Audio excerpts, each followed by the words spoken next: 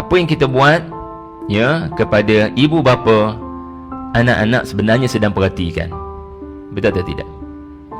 Ataupun kalau anak-anak tak perhatikan, sebab kita balik kampung, mungkin kerana ada panggilan kecemasan, ibu tak berapa sihat, anak-anak tak follow sebab anak-anak sekolah.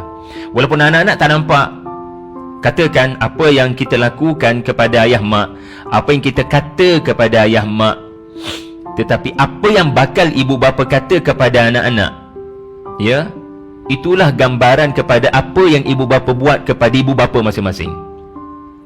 Saya ulang, anak-anak mungkin tak nampak apa yang kita buat dengan mak ayah kita.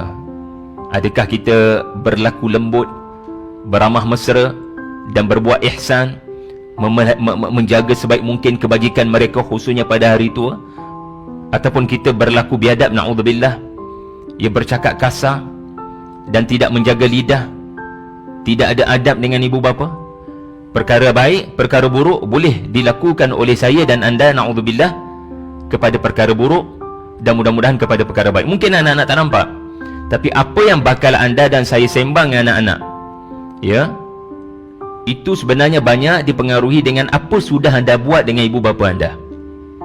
Sebab mereka lebih cepat belajar, ya, dengan apa yang mereka nampak berbanding apa yang mereka dengar.